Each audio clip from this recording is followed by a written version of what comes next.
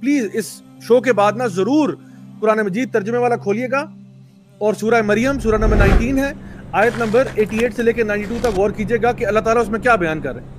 اللہ تعالیٰ کہتے ہیں کہ یہ جو کہتے ہیں کہ خدا نے الرحمن نے بیٹا جنا، نعوذ باللہ ثم نعوذ باللہ، اللہ تعالیٰ کہتے ہیں کتنا بڑا کلمہ ہے جو ان کی زبانوں سے نکلتا ہے. اتنی یعنی یہ اتنی بڑی بات ان کے منہ سے نکلتی ہے کہ اگر یہ پہاڑ اور زمین اور آسمان یہ سن لیں تو پہاڑ ریزہ ریزہ ہو جائیں، آسمان پھٹ جائے، زمین دو ٹکڑے ہو جائے کہ تم نے اللہ کے بارے میں اتنا بڑا شرک کہہ دیا کہ اللہ کا بیٹا ہوا. نعوذ باللہ ثم نعوذ باللہ. سو وہ چیز جو کرسچن اکیڈیمکس بھی نہیں مانتے، امیجن کریں کہ چوتھے محلے سے ایک مسلمان اٹھ کے کہہ رہا ہے کہ نہیں میں نے منانی ہے. جو کرسچن اکیڈیمکس ہیں وہ بھی کہہ رہے ہیں کہ this is pagan. Now, we understand that December 25th is more than likely not the actual birth date of Jesus Christ. We understand that. In fact, we can be pretty sure he wasn't born that time of year. You know, up to 400 AD, no Christians were celebrating Christmas around the 25th of December. What does the Bible say about Christmas? Well, if you look through it, it says nothing.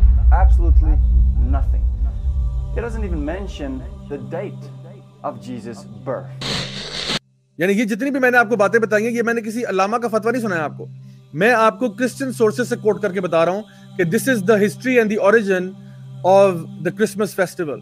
نبی کریم صلی اللہ علیہ وسلم کی حدیث ہے ابو داؤد میں حدیث نمبر 4031 جس میں آپ نے فرمایا کہ جو بھی کسی قوم کی مشابہت کرے گا وہ انہی میں سے ہوگا.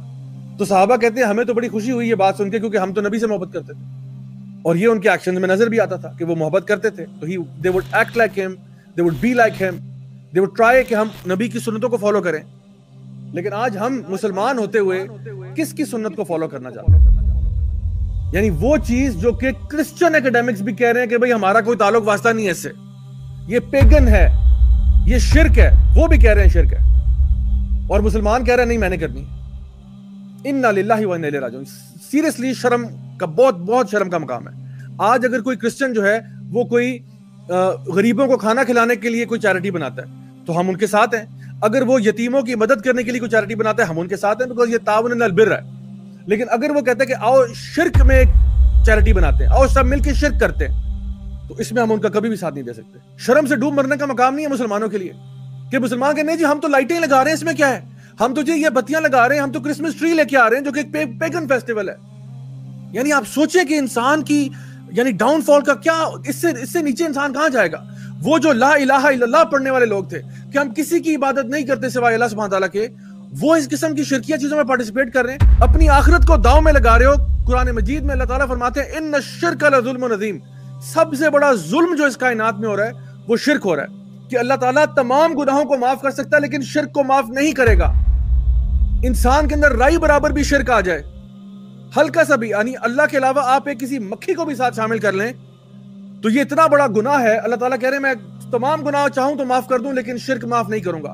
اور یاد رکھیں جو بندہ حالت شرک میں مرے گا اس پہ جنت حرام ہے. میری بات بہت غور سے سنیں.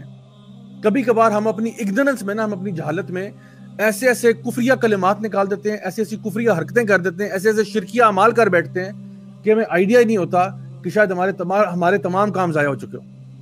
تو یہ وقت آگے اگر آپ سے غلطی ہوئی ہے اللہ تعالیٰ سے معافی مانگ کے واپس لوٹیں اس طرف اور توبہ کریں کہ آئندہ ایسا کام ہم نہیں کریں گے.